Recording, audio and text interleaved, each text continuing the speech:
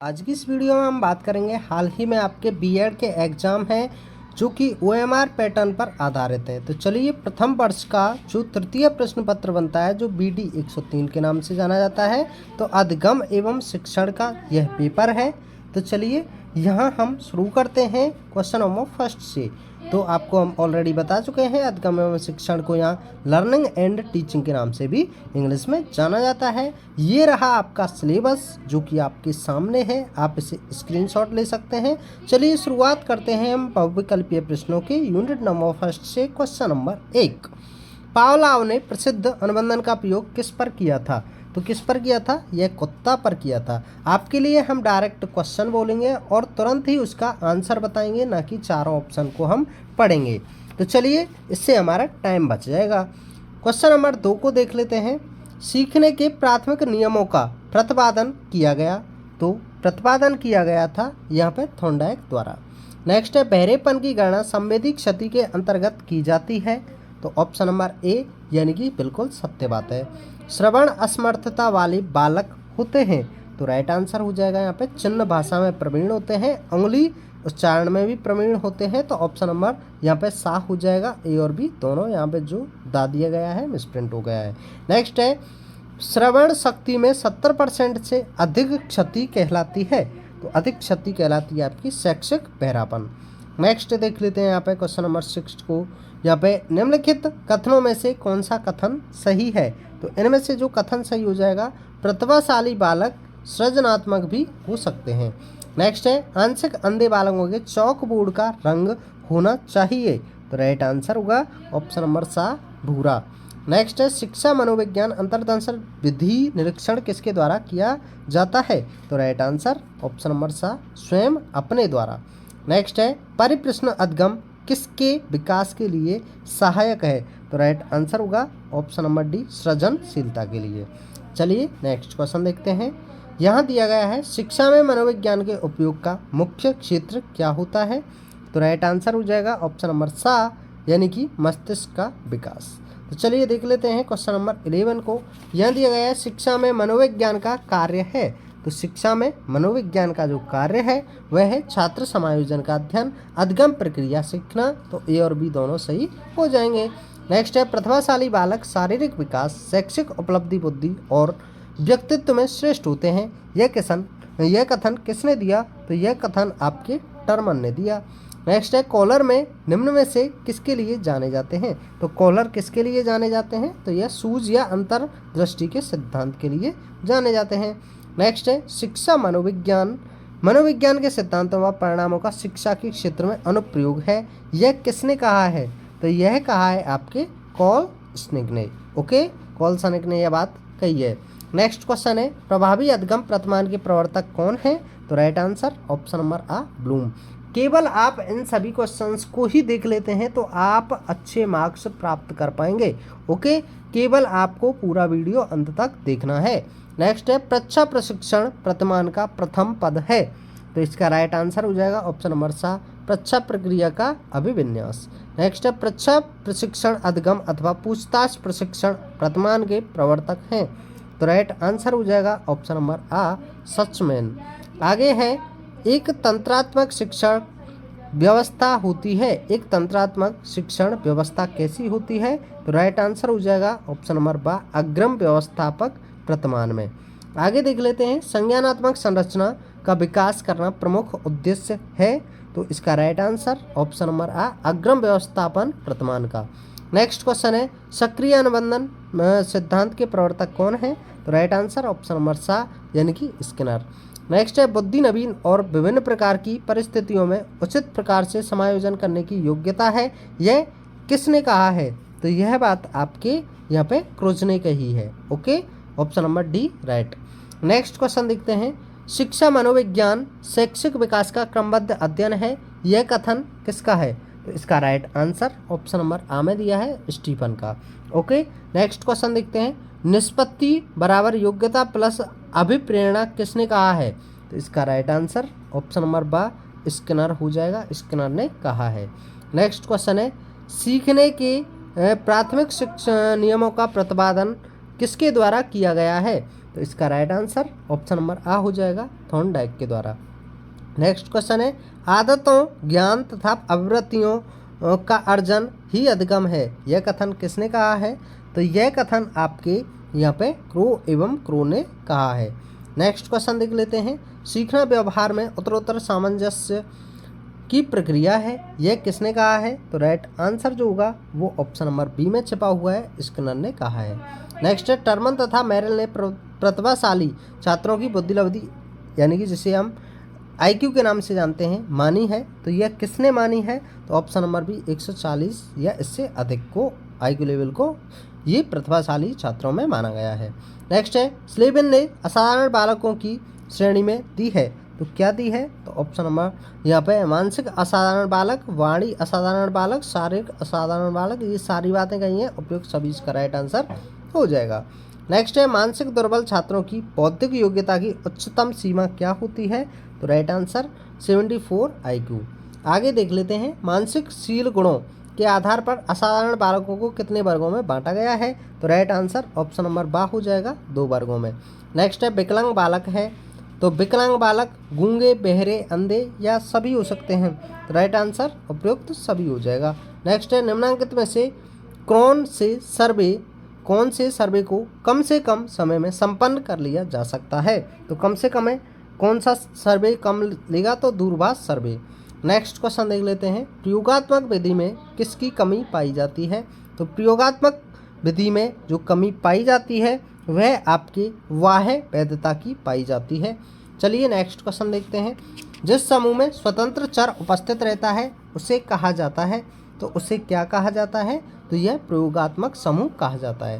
Next है, प्रतिभाशाली बालक की विशेषता होती है, तो प्रतिभाशाली बालक की विशेषता होती है यहाँ पे तर्क, स्मृति, कल्पना आदि मानसिक तत्वों का विकास, उदार एवं हंसमुख प्रवृत्ति, दूसरों के प्रति आदर एवं सम्मान का भाव रखते हैं, उपयुक्त सभी इसका राइट आंसर हो जाएगा।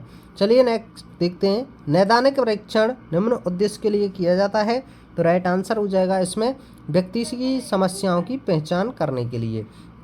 नेक्स्ट क्वेश्चन है, दोषारोपण धनात्मक प्रेरक है, तो राइट आंसर इसमें ऑप्शन नंबर सी प्रतिभाशाली बालक हेतु। प्रतिभाशाली बालक किस विषय को पढ़ना अधिक पसंद करते हैं? तो right answer option number B अमूर्त विषय को।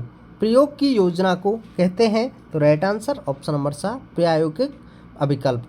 नेक्स्ट है, पद्धति शब्द का अर्थ होता है, तो राइट आंसर पद्धति से तात्पर्य उस मार्ग से है जिस पर चलकर सत्य की खोज की जा सकती है, ऑप्शन नंबर बी इसका राइट आंसर हो जाएगा।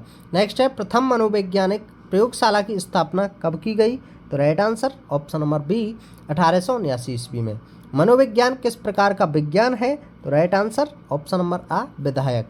नेक्स्ट है, मनोविज्ञान की प्रयोगात्मक विधि की शुरुआत किसने की थी? तो राइट आंसर ऑप्शन नंबर सा वुंट ने। भाटिया बैटरी में कुल कितने उप परीक्षण हैं? तो राइट आंसर ऑप्शन नंबर सा यानी कि 5 परीक्षण हैं।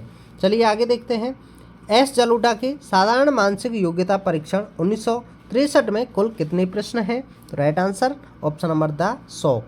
मंदबुद्धि बालकों यानी कि डल चिल्ड्रन की गणना मानसिक दुर्बल बच्चों में नहीं की जाती है, तो ये बात सत्य है या असत्य है? तो राइट आंसर बिल्कुल सत्य बात है।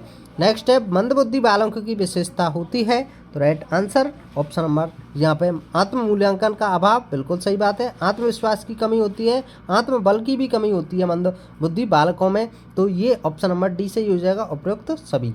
नेक्स्ट है, 26 बुद्धि लब्धि से नीचे वाले बालक सीखने में कैसे होते हैं? तो राइट आंसर हो जाएगा इसमें बिल्कुल असमर्थ होते हैं, सीमित शब्द भंडार होता है, एकाग्रता की कमी होती है, तो ऑप्शन नंबर डी इसमें सही हो जाएगा उपयुक्त सभी। आगे देखते हैं, मंदबुद्धि बालक प्राप्त करते हैं, तो मंदबुद्धि बालक जो होते हैं वो आपके बहुत कम प्राप्त करते हैं। नेक्स्ट है, मूर्ख मोरॉन बालकों की बुद्धि लब्धि कितनी होती है? तो ऑप्शन नंबर ए 50 से 75 IQ। डेविड आशुबेल का प्रतिमान बल देता है किस पर? तो right answer option number C यानी कि ज्ञान संबंधी स्थायी ढांचे पर। हम ये जो आवासादात दिए गए हैं ऑप्शन, इसको हम ABCD के नाम से भी पढ़ पाएंगे और पढ़ सकेंगे। नेक्स्ट है, ब्लूम का मानना क्या है? तो ब्लूम का मानना है अनुवर्ग वाद विवाद समस्या पर आधारित होना चाहिए। नेक्स्ट है, निम्न में से किस प्रतिमान में कक्षा का वातावरण प्रभुत्ववादी रहता है? तो इसका राइट आंसर यहाँ पे हो जाएगा स्वामित्व अधिगम वर्तमान में। नेक्स्ट है शिक्षण वर्तमान का प्रयोग किया जा सकता है, तो राइट आंसर ऑप्शन नंबर यहाँ पे शिक्षण में, पाठ्यक्रम निर्माण में, सामग्री के निर्माण में, उपयुक्त सभी में हो जाएगा। नेक्स्ट क्वेश्चन है पिछड़ा हुआ बालक वह है जो अपने विद्यालयी जीवन में अध्ययन काल के मध्य में अपनी आयु के अनुरूप अपनी कक्षा के नीचे की कक्षा के उस कार्य को न कर सके जो उसकी आयु के बालकों के लिए सामान्य कार्य है। यह कथन किसका है? तो राइट आंसर हो जाएगा यहाँ पे Cyril Burt, option number C. Next देख लेते हैं 120 बुद्धि लब्धि वाला बालक किस श्रेणी में आता है? तो इसका राइट आंसर हो जाएगा ऑप्शन नंबर ए यानी कि श्रेष्ठ में। नेक्स्ट है जिस बालक की शैक्षिक लब्धि 85 से कम होती है उसे पिछड़ा बालक कहा जा सकता है। यह कथन किसका है? तो ऑप्शन नंबर ए रो एवं रो का। The causes and treatment of black baldness नामक पुस्तक के लेखक कौन है? तो राइट आंसर ऑप्शन नंबर ए बर्ड साहब हैं। नेक्स्ट क्वेश्चन है इंट्रोडक्शन ऑफ साइकोलॉजी नामक पुस्तक के लेखक कौन है? तो right answer option number D यानी कि हिलगार्ड तथा एटकिंसन। नेक्स्ट है क्रो एवं क्रो ने कम बुद्धि लब्धि वाले बच्चों को कहा है, तो क्या कहा है? ऑप्शन नंबर डा हो जाएगा मंद बुद्धि। ओमबर्ड और रूड के अनुसार मानसिक दुर्बल बालक औसत बुद्धि के सार्थक रूप में होते हैं, तो राइट आंसर ऑप्शन नंबर ए निम्न होते हैं। नेक्स्ट है प्रतिभाशाली बच्चों की आमतौर पर होगी, तो ऑप्शन नंबर इसमें हो जाएगा उच्च तीव्र बुद्धि। नेक्स्ट है विकलांग बच्चों में यह अधिगम कम होता है, तो विकलांग बच्चों में स्पेस में भरा जाएगा आपका यहाँ पे सामाजिक समायोजन विवेचन अधिगम कम होता है। नेक्स्ट है प्रतिभावान बालक ऑप्शन दिए गए हैं, तो इनमें से ऑप्शन नंबर ए हो जाएगा हमेशा बुद्धि लब्धि बहुत उच्च होता है। नेक्स्ट क्वेश्चन देख लेते हैं ब्रेल पद्धति आविष्कार किस वर्ष हुआ? तो राइट आंसर ऑप्शन नंबर ए 1885 ईस्वी में। क्रो एवं क्रो ने 70 से कम बुद्धि लब्धि वाले बालकों को कहा है, तो इन्होंने कहा है मंद बुद्धि। चलिए आगे देख लेते हैं शिक्षा मनोविज्ञान की प्रकृति के संबंध में क्या सत्य है? तो यहाँ पे वैज्ञानिक दृष्टिकोण, विशिष्ट विज्ञान, प्रयोगात्मक विज्ञान, ये सारी बातें बिल्कुल सत्य हैं, तो ऑप्शन नंबर दा हो जाएगा ये सभी। नेक्स्ट है व्यक्ति अध्ययन विधि की विशेषता है, तो राइट आंसर हो जाएगा यहाँ पे व्यक्तिगत अध्ययन, संपूर्ण अध्ययन, गहन अध्ययन, ये सभी इसका राइट आंसर होगा। नेक्स्ट क्वेश्चन है शिक्षा मनोविज्ञान की वह शाखा है जो पढ़ने एवं लिखने से संबंधित है। शिक्षा मनोविज्ञान शैक्षणिक परिस्थितियों के मनोवैज्ञानिक पक्ष का अध्ययन है। यह कथन किसका है? तो राइट आंसर ऑप्शन नंबर बा हो जाएगा स्किनर का। नेक्स्ट क्वेश्चन है व्यक्ति अध्ययन विधि का गुण है, तो इसका राइट आंसर हो जाएगा ऑप्शन नंबर यहाँ पे द यानी कि लचीलापन, विकास का क्रमबद्ध अध्ययन, प्रभावकों का विस्तृत अध्ययन, ये सभी इसका राइट आंसर हो जाएगा। नेक्स्ट क्वेश्चन है व्यक्ति इतिहास विधि की सीमा है, तो right answer option number the यानी कि व्यर्थ सूचना संकलन, मात्रात्मक आंकड़ों की कमी, प्रमाणिकता की कमी, ये सभी बिल्कुल सही हैं, तो option number D right. Next question है सर्वेक्षण का उपयोग होता है, तो सर्वेक्षण का उपयोग होता है आपके शोध कार्यों में, शैक्षिक कार्यक्रमों की योजना बनाने में, विद्यालय के विविध पक्षों की समस्या समाधान में, तो ऑप्शन नंबर डी इसका राइट आंसर होगा उपयुक्त सभी। नेक्स्ट देखते हैं शिक्षा मनोविज्ञान में सबसे अधिक उपयोगी शोध विधि कौन सी होती है? तो राइट आंसर होगा ऑप्शन नंबर ए प्रयोगशाला विधि। नेक्स्ट क्वेश्चन है प्रयोगात्मक विधि का आधार क्या होता है? तो इसका आधार निरीक्षण होता है। प्रयोगात्मक विधि में सम्मिलित होता है, तो इसमें कौन कौन सम्मिलित होते हैं? इसमें सम्मिलित होते हैं आत्मनिष्ठ निरीक्षण, वस्तुनिष्ठ निरीक्षण, तो दोनों होते हैं, ऑप्शन नंबर सी इसका राइट आंसर हो जाएगा। नेक्स्ट क्वेश्चन है शिक्षा मनोविज्ञान में प्रयोग विधि का सबसे बड़ा गुण क्या होता है? तो इसका गुण होता है विश्वसनीयता। नेक्स्ट क्वेश्चन देखते हैं व्यक्ति इतिहास विधि प्रयुक्त होती है। व्यक्ति इतिहास विधि प्रयुक्त जो होती है वो आपकी यहाँ पे मानसिक रूप से कमजोर बालकों के लिए, प्रतिभावान बालकों के लिए, समस्यात्मक बालकों के लिए, इन तीनों के लिए होती है, तो उपयुक्त सभी इसका राइट आंसर हो जाएगा। तो चलिए अब हम यहाँ से अगला क्वेश्चन देखते हैं 78 में दिया है मंदबुद्धि बालकों को शिक्षित करने के लिए पहला विद्यालय किसने खोला? तो यह सैगविन ने खोला था। प्रयोगात्मक प्रविधि का अधिकतर प्रयोग किया जाता है, तो राइट आंसर होगा विज्ञान विषयों के शिक्षण में। प्रयोगात्मक प्रविधि की विशेषता होती है? तो राइट आंसर होगा यहाँ पे छात्रों में जिम्मेदारी की भावना का विकास, छात्रों द्वारा स्वयं करके सीखना, छात्रों में तर्क शक्ति का विकास, उपयुक्त सभी इसका राइट आंसर हो जाएगा। तो चलिए आगे देख लेते हैं। विशिष्ट बालक हैं, तो विशिष्ट बालक कौन होते हैं? तो राइट आंसर देख लेते हैं इसमें ऑप्शन नंबर डी, प्रतिभाशाली बालक, मंदबुद्धि बालक, विकलांग बालक, ये सभी होते हैं। नेक्स्ट क्वेश्चन देखते हैं। टर्मन के अनुसार प्रतिभाशाली बालकों में पाई जाती है, तो टर्मन के अनुसार प्रतिभाशाली बालकों में जो पाई जाती है उसमें राइट आंसर होगा ऑप्शन नंबर द, यानी कि मौलिकता, आनंद वृत्ति, सामान्यीकरण, उपयुक्त सभी इसका राइट आंसर हो जाएगा। नेक्स्ट है अधगम विकलांग बच्चे अधिकतर, ऑप्शन नंबर यहाँ बी हो जाएगा, निम्न उपलब्धि वाले होते हैं। आगे देखते हैं यहाँ श्रवण बाधिता के लिए सर्वोच्च निकाय क्या है? तो राइट आंसर हो जाएगा ऑप्शन नंबर द, अली यावर जंग राष्ट्रीय श्रवण बाधिता संस्थान। नेक्स्ट है अली यावर जंग राष्ट्रीय संस्थान स्थित है, तो राइट आंसर ऑप्शन नंबर बा, मुंबई में। शिक्षा मनोविज्ञान में सर्वाधिक योगदान दिया, तो इसका राइट आंसर होगा ऑप्शन नंबर सा, यानी कि व्यवहारवाद। आगे देखते हैं सामाजिक मानदंडों का उल्लंघन करने वाले बालक कहलाते हैं, तो वे कहलाते हैं आपके सामान्य समस्यात्मक बालक। नेक्स्ट है शिक्षा मनोविज्ञान सहायक होती है, तो यह सहायक होती है आपकी सर्वांगीण विकास में। नेक्स्ट क्वेश्चन है राज्य के नियमों का उल्लंघन करने वाले बालक कहलाते हैं, तो वे बालक कहलाते हैं आपके कठोर समस्यात्मक बालक। लंगड़े, लूले, बहरे, अंधे बालक कहलाते हैं, तो वे कहलाते हैं आपके विकलांग बालक। शैक्षिक पिछड़ेपन का कारण क्या होता है? तो right answer option number the, यानी कि वंशानुक्रम भी होता है, पारिवारिक वातावरण, सामाजिक वातावरण, द सही हो जाएगा ये सभी। आगे देखते हैं मनोविज्ञान मानव एवं पशु व्यवहार का विज्ञान है, यह कथन किसका है? तो राइट आंसर हो जाएगा ऑप्शन नंबर आ, मॉर्गन का। आधे शरीर की दुर्बलता कहलाती है, तो आधे शरीर की दुर्बलता आपकी पक्षाघात कहलाती है। एक अंग की दुर्बलता क्या कहलाती है? तो वह कहलाती है आपकी एकांग घात। नेक्स्ट क्वेश्चन है भारतीय पुनर्वास परिषद के अनुसार दृष्टिबाधित बच्चों के अध्यापन में अध्यापक विद्यार्थी अनुपात होता है, तो राइट आंसर यहाँ पे 1:8 होता है। नेक्स्ट क्वेश्चन है टर्मन के अनुसार उत्कृष्ट बुद्धि वाले बालकों की बुद्धि लब्धि होती है, तो किस तरह की? राइट आंसर ऑप्शन नंबर था 110 से 119। अधगम अयोग्यता से पीड़ित व्यक्ति अधिकांशतः होते हैं, तो राइट आंसर ऑप्शन नंबर ए, मानसिक रूप से दुर्बल होते हैं। मनोविज्ञान का शाब्दिक अर्थ क्या होता है? तो ऑप्शन नंबर ए हो जाएगा, मन का विज्ञान।